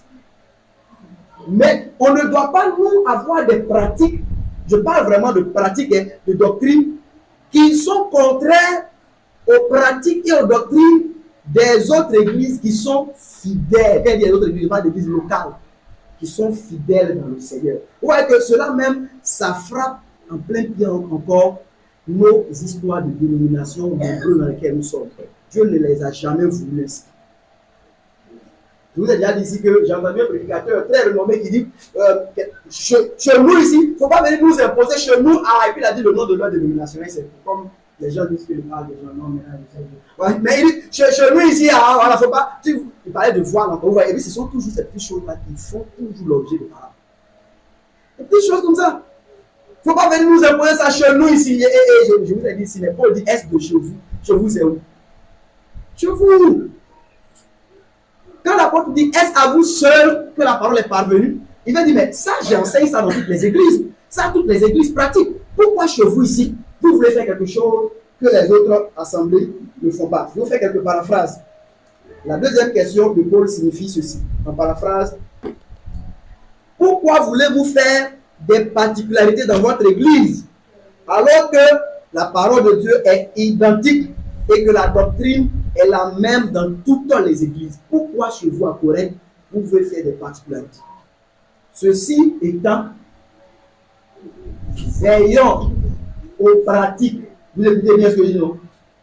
Veillons aux pratiques, veillons aux doctrines établies dans l'église, que les autres églises locales qui sont fidèles dans le Seigneur ne reçoivent pas ou ne pratiquent pas. Ce n'est pas conforme à la volonté de Dieu. Si dans les autres églises, les femmes se taisent non seulement quant à la liberté d'intervenir dans les réunions en posant des questions, mais aussi en ne prêchant pas ou en n'enseignant pas la parole de Dieu, si c'est comme ça que les femmes marchent, pourquoi dans l'église de Corinthe, les femmes se permettraient de poser des questions dans les réunions de l'église? Ça devient une particularité. Troisième paraphrase. Pourquoi chez vous à Corinthe, contrairement aux autres églises, les femmes prêcheraient dans les réunions? Ou pourquoi elles voudraient enseigner dans l'église, alors qu'on ne voit pas cela dans les autres églises selon la doctrine du Seigneur que nous prêchons dans toutes les églises? Non, nous, on n'a pas de problème avec le ministère de la femme. J'entends de telles paroles. Mais je vous dis qu'il ne s'agit pas de vous. La parole n'est pas venue de chez vous. Non, moi je n'ai pas de problème. Les filles prêcher. Vous voyez, souvent, quand on parle d'orgueil là, l'orgueil, je vous ai déjà dit, souvent, ouais, et lequel 17h21. Ok, je parle n'importe quoi. Ouais, dans notre spécialiste moderne, on veut montrer un de nos nombreux prédicateurs, voilà. Et il va voir son père spirituel venir à l'aéroport, et puis quand il le voit à l'aéroport, là, non, c'est bien comme ça. Voilà, son père spirituel, et puis on peut faire photo pour envoyer sur Facebook pour nous fatiguer sur 2 jours. Yeah, vraiment, comme Dieu il est humble, comme Dieu il est humble. Je vais vous dire une chose, mes frères. Tu fais ça, on te sort une parole de Dieu, tu dis que oh, c'est pas ça qui sauve, tu es orgueilleux. L'humilité, là, c'est pas se procéder à l'aéroport devant votre prétendu père spirituel. Josias, le roi, il est le roi. Devant quoi il a déchiré ses vêtements? Devant la parole de Dieu. Il s'est humilié devant la parole de Dieu. On vous cite un verset, vous le piétinez. Vous voyez un homme, vous procédez. Vous êtes un hypocrite. Vous êtes orgueilleux. L'humilité, ça doit nous conduire à dire la parole a raison. C'est nous qui sommes en erreur. Voilà la vraie humilité. Bien entendu, quelqu'un qui marche comme ça, il va honorer aussi chacun selon sa place, selon son rang. Mais je veux dire que cette prétendue humilité qu'on voit, ouais, de nos jours, les gens renversent tout. Ça qu'on appelle humilité. Si vous prenez quelqu'un qui devient défenseur farouche de son père spirituel, il parle mal aux gens. Moi, j'ai été un jour comme ça, dans une assemblée, vous voyez, les gens, ils prennent beaucoup le respect des hommes de Dieu. Et vous savez, moi, à comprendre que de ce que j'enseigne, je ne suis pas homme de Dieu. Je suis allé un jour avec mon frère Irénée et un autre pour aller voir au moins un homme de Dieu. Un homme de Dieu, j'ai fait au moins leur culte. Avec peut-être que 4 à 5 mois maintenant. Même me dit bonjour, il n'a pas fait. Il sait que je suis venu. Mais les mêmes là, vous allez les voir, ils vont voir quelqu'un d'autre, allez, vraiment, honorer les pères. Parce que moi, j'enseigne des choses qu'ils n'aiment pas. Et pour moi, on peut me mépriser, on peut dire que c'est comme si pourtant, si c'est ce temps de qui je parle là, voilà, s'il vient à notre réunion ici, il s'assoit et puis on finit la réunion, il sort, il s'en va, je ne lui dis aucun mot. Voilà, après, on me fera un direct tout à l'heure sur moi pour dire vraiment, on n'a pas connu quelqu'un qui est mauvais, orgueilleux comme Assoudi. Mais moi, on me fait ça. Et quand c'est comme ça, vous voyez, les gens, ne vous laissez pas, les gens vous mentent, ils vous présentent des façades. La vraie, écoutez-moi, quand vous considérez quelqu'un, ça n'a rien à voir avec son bord doctrinal. Si vous êtes respectueux, ça n'a rien à voir avec vous respecter l'homme parce que c'est un homme, point barre. Et si vous dites vous honorez les hommes de Dieu, mais vous les mêmes là, quand on va se connecter, on dit hey, man of God, man of God, man of God. C'est quoi ça?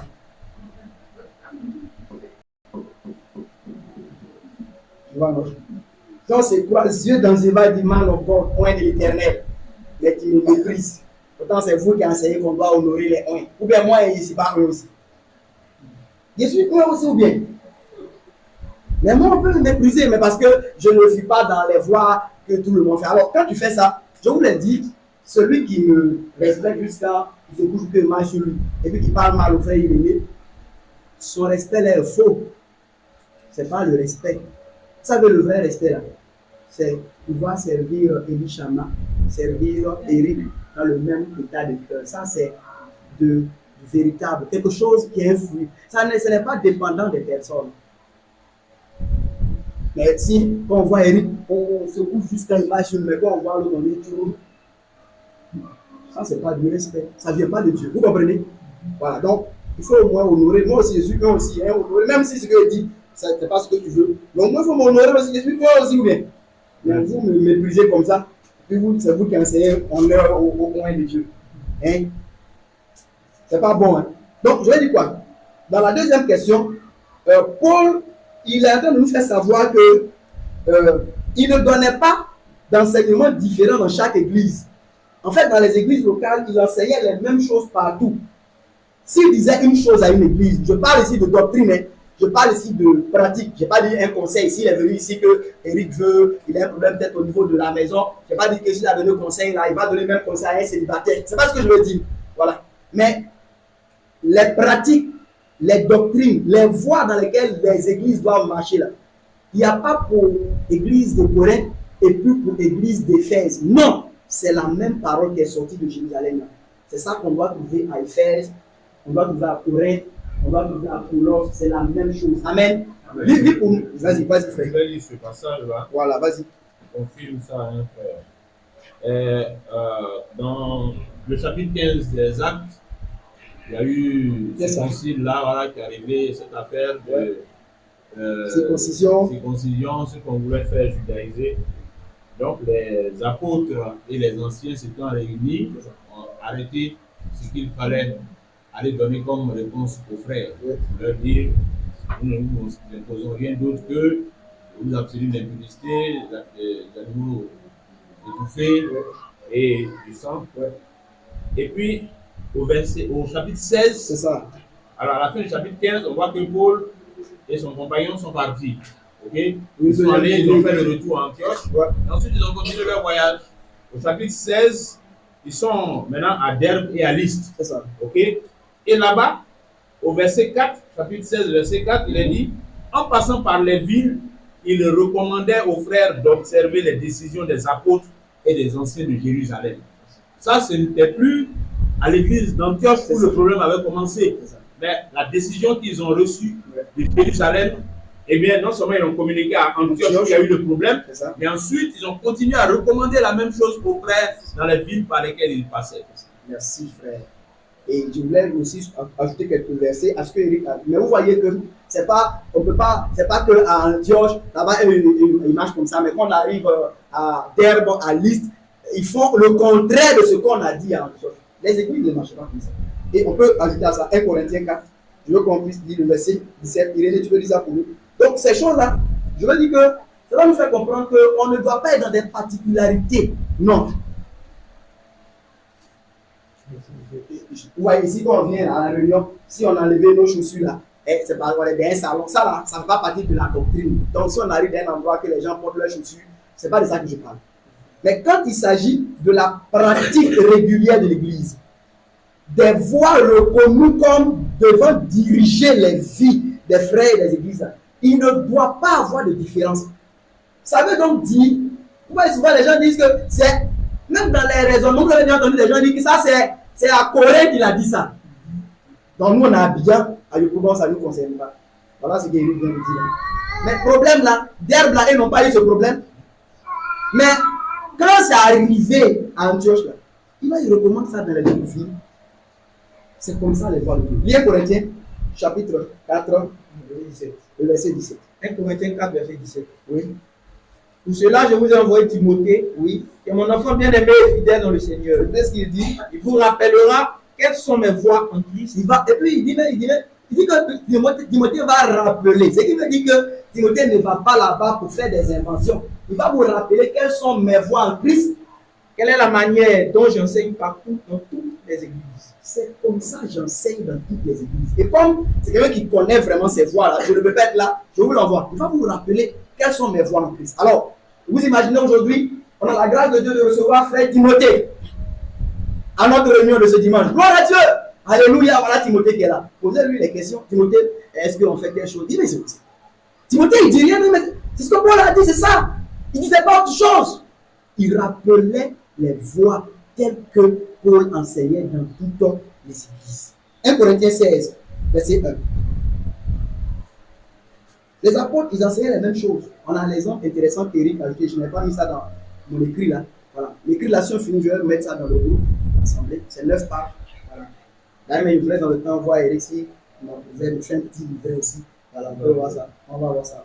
Alors, 1 Corinthiens 16, verset 1. Qu'est-ce que c'est écrit? 1 Corinthiens 16, verset 1. Oui.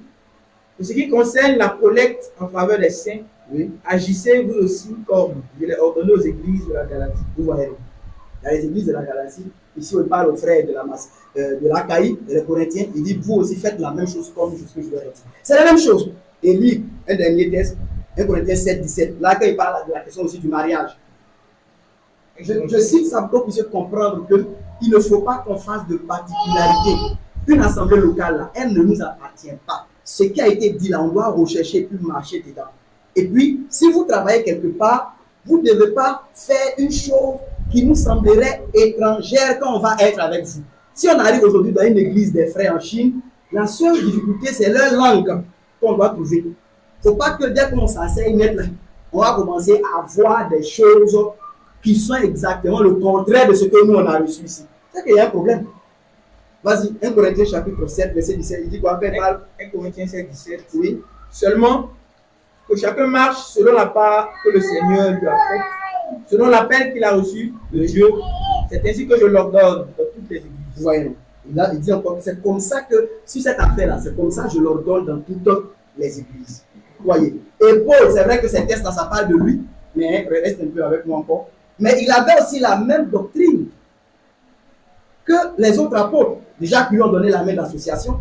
Mais on peut voir particulièrement dans 1 Corinthiens 15, verset 7 à 11, il dit qu'ils prêchaient les mêmes choses. Ils avaient la même doctrine.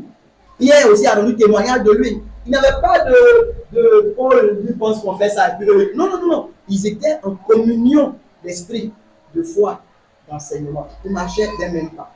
1 Corinthiens 15, 7 à 11. Vas-y. 1 Corinthiens 15, à partir du verset 7. Oui. Ensuite, il est apparu à Jacques, puis à tous les apôtres. Oui. Après tous, il m'est aussi apparu à moi comme à l'avorton.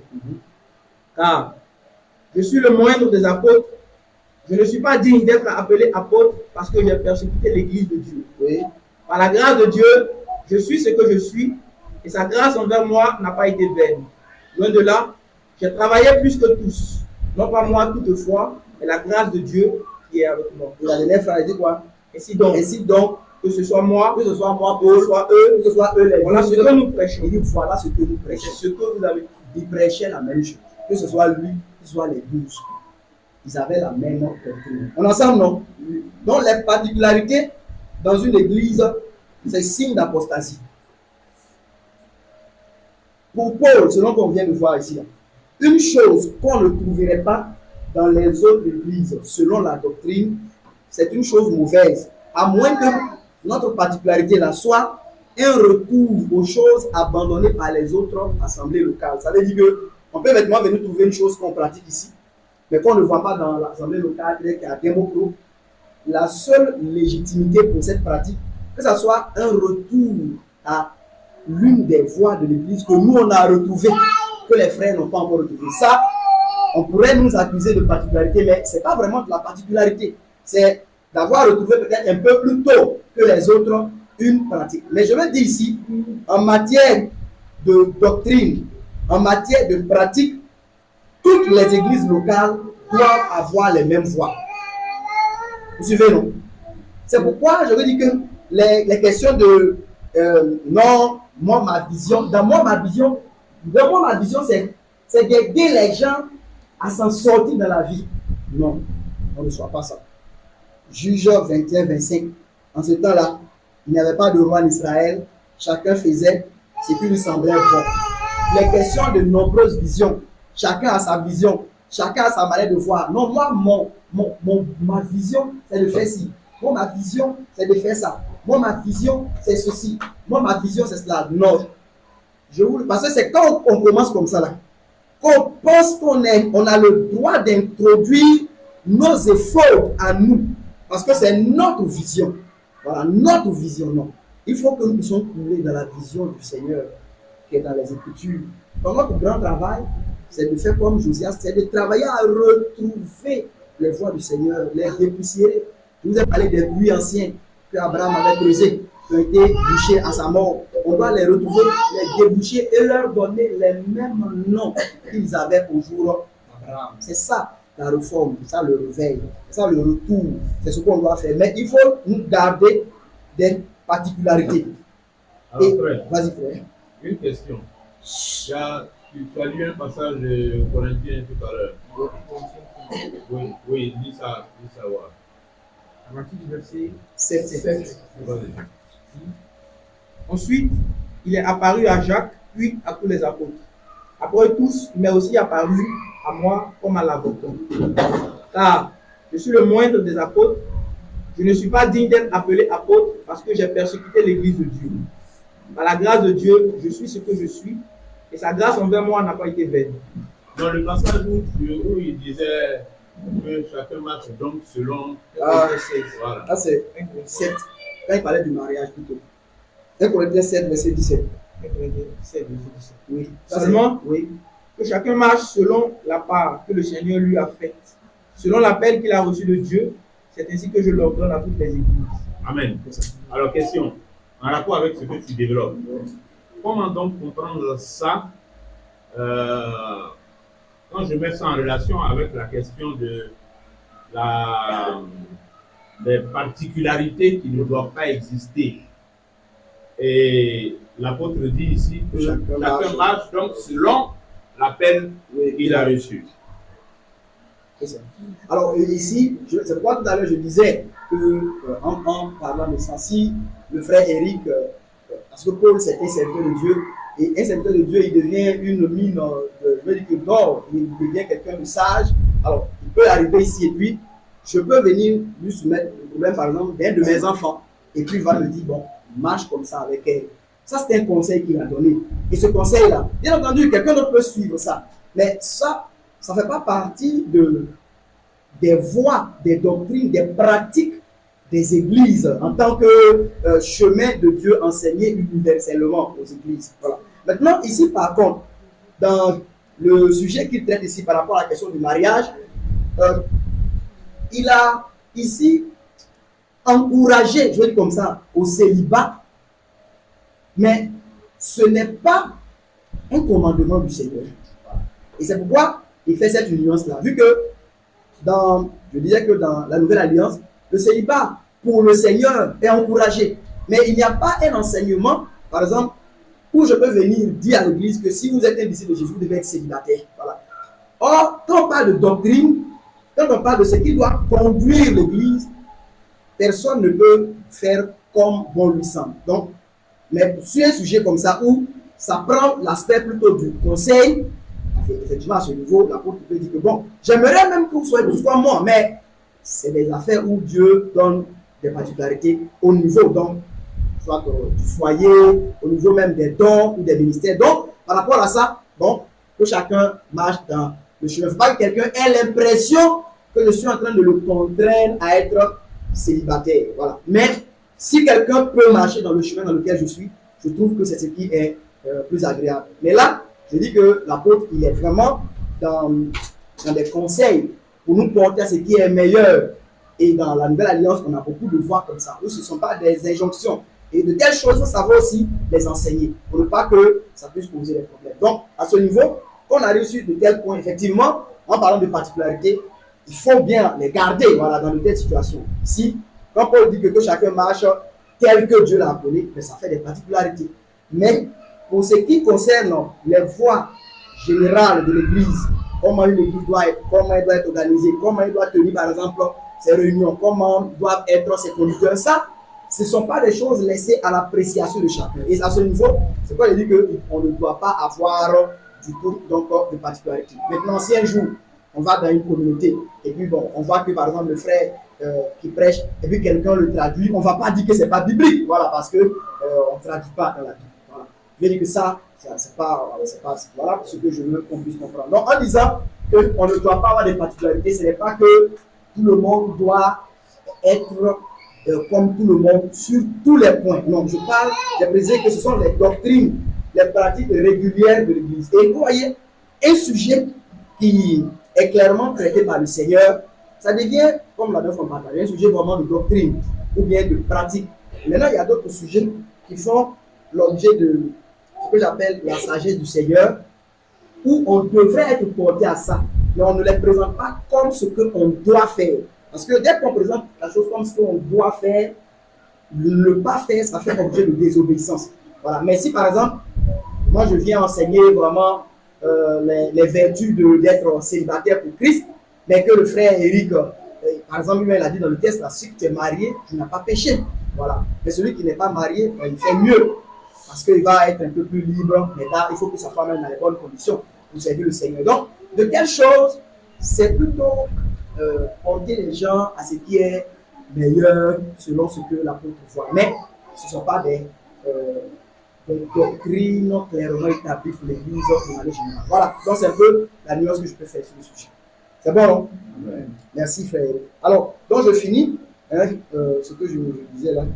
Je disais que selon les textes qu'on a lus, on voit bien que les apôtres là, ils ne marchaient pas dans des particularités. Ils avaient dit qu'en termes de doctrine, en termes de pratique, en termes d'évangile, il n'y avait pas un apôtre qui avait, lui, prêchait la richesse, voilà, et puis un autre prêchait la pauvreté. Et bien autre, lui, son ministère là, il a reçu qu'il doit rendre les gens prospères, comme de nos jours là, nos apôtres là, eux, le soir. Voilà.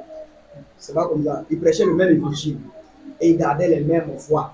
Et je l'ai déjà expliqué ici à notre dernière nuit, je crois, Élie, à ta question, j'avais dit que si c'est Paul qui a parlé de la place des hommes, la place des femmes, qui a parlé des habits, qui a parlé de cheveux, qui a parlé de comment on parle, comment on ne doit pas parler, si c'est lui qui a parlé de tous ces sujets-là, je dis c'est en grande partie parce que lui, il a été envoyé vers les nations.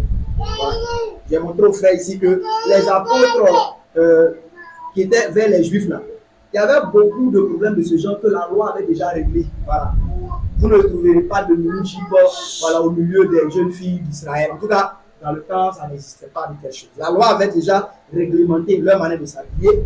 Et je vous ai dit que, par exemple, la loi leur avait déjà montré que la direction était donnée clairement aux hommes et non pas aux femmes. Voilà. Au point où même, selon même la tradition et l'histoire, je vous ai même lu le texte de Zacharie, même quand ils sont dans leur synagogue, les femmes sont à part et les hommes sont à part. Voilà.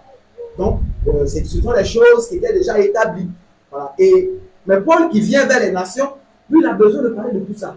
La chevelure, comment tenir la chevelure, la loi avait déjà parlé de ça en Israël.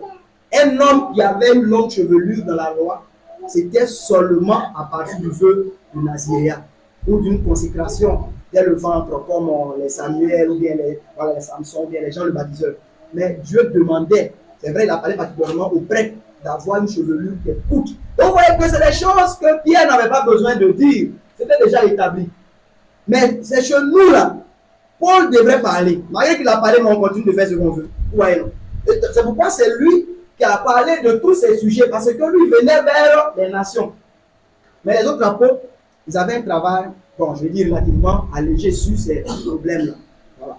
C'est pourquoi même dans les Écritures, je pense que le Saint-Esprit a voulu que les écrits de Paul soient beaucoup plus que pour les autres, mais parce que l'Église est majoritairement composée des nations. Et lui, il a expliqué bien toutes ces choses-là pour que nous apprenions à servir le vrai Dieu. Vous comprenez, non? Oui. Voilà. Mais les autres apôtres, en fait, ils ne rencontraient pas des choses différentes de ces choses que Paul enseignait. Voilà. Ils avaient les mêmes choses. Par exemple, vous me permettez encore de dire, en revenant sur la question des ornements, vous allez voir que dans le livre de l'Exode, on a quelque chose là qui a donné, voilà, c'est vrai, Dieu n'a pas là dit que vous ne mettrez plus voilà, d'ornement, mais il y a eu cette situation du veau là qui a conduit Dieu à dire des paroles fâcheuses, et ces paroles-là ont poussé Israël eux-mêmes à se dépouiller de leur ornement. Dieu a appuyé cela en demandant qu'ils se dépouillent de leur ornement, et je pense que si vous vous rappelez, le texte va dire que depuis ce jour, quand ils ont commencé à quitter la montagne du Rêve, ils n'ont plus remis leur ornement. Alors, je veux dire que même s'il n'y avait pas eu de commandement, mais pour un peuple qui craint Dieu, et vous voyez les Juifs, c'est des gens En tout cas, quand ils sont dans l'erreur, ils sont bien dedans. Quand ils sont dans la vérité, ils sont bien dedans. C'est pas de à peu près. Voilà. Et ces gens-là, vous voyez finir comment il a tué Cosby et puis Zibrino. Voilà. C'est qui a envoyé la plaie qu'on est en train de pleurer là. Quand il te voit faire ça, il a tué. Et je vais dire que quand ils ont quitté en tout cas Horeb là, ce n'est pas dans les quelques temps qu'on subit là que quelqu'un allait remettre les ornements encore. C'est pas possible. En tout cas, peut-être plus tard. Mais ça leur rappelait quelque chose de sombre de leur histoire avec Dieu. Donc, je veux dire que, et Pierre aussi, qui est apôtre envers les Juifs, par exemple, dans 1 Pierre 3, comment ça se fait qu'il va aussi donner des instructions par rapport à la parure intérieure, qui devrait être la parure des femmes chrétiennes, et non la parure extérieure. Voyez. Et Paul, qui lui n'a pas été des 12 qui ont marché avec Jésus en chair, lui aussi il en parle, mais c'est parce que ça fait partie des voies que le Seigneur leur a révélées. Ça fait partie de ces voies. Et ils croyaient les mêmes choses. Mais comme je l'ai dit, il y a des choses sur lesquelles Pierre n'est pas revenu, Jean n'est pas revenu, Jacques n'est pas revenu. Vous voyez, quand Jacques parle, il parle même, souvenez-vous des prophètes, souvenez-vous de Job. Mais quand Paul il parle à Corinthe, là, il ne parle pas de Job. Eux ne connaissent pas Job là-bas. Vous comprenez? Voilà. Et quand Pierre prêche l'évangile, c'est surtout pour démontrer par les écrits des prophètes que Jésus est le Christ. Mais quand Paul arrive à Athènes, il faut commencer par leur statut. Tu as vu Dieu inconnu, celui que vous adorez sans connaître. Vous voyez que cela montre que c'était à deux peuples qui avaient des problèmes différents. Si tu arrives à Athènes, tu dis que non, Esaïe a dit, on dit, est-ce que c'est qui est Esaïe? Déjà, vous n'avez pas avancé. Parce qu'ils ne savent pas qui est Esaïe. Voilà. Donc, ça veut dire qu'il y avait une manière de présenter le même Christ aux nations, parce qu'il fallait aller sur leur terrain, et le même Christ aux Juifs. Il fallait aller aussi sur leur terrain. Voyez. Mais je dis ça pour faire comprendre que ces choses-là que nous avons, nous devons les garder. Ce qui est doctrinal, ce qui fait partie de la pratique régulière de l'Église, ça doit être les mêmes pratiques. Il ne doit pas avoir ces particularités. Ou, quand je parle de particularités même, il ne faut pas qu'il y ait des pratiques qui sont opposées, contradictoires entre elles, comme on peut le voir aujourd'hui. Ce n'est pas bon. Et ce que nous voyons dans la parole de Dieu, nous devons garder ça simplement tel que cela nous a été donné. Et selon le texte que j'ai cité, sur lequel je me finis, Juge 21, 25, il dit que ce temps-là, il n'y avait point de roi en Israël, chacun faisait ce qui lui semblait bon. Dans un tel état, on ne s'attend pas à trouver le même modèle partout, puisque chacun fait ce qui lui semble bon. Et aujourd'hui, chacun fait son chemin, chacun fait ses choses à sa manière, selon sa vision. Mais quand on a le souci de faire le même travail, le travail de Dieu tel que cela nous a été recommandé, on doit rechercher à être de ce que j'appelle du seul corps, de la seule église selon les Écritures. Éphésiens 4:3 dit, efforcez-vous de conserver l'unité de l'esprit par le lien de la paix. Efforcez-vous de conserver. Et on ne peut pas conserver cela quand chacun y va comme bon lui semble, quand chacun enseigne ce qu'il veut, quand chacun fait ce qu'il veut, et qu'on ne peut même pas chercher à s'accorder.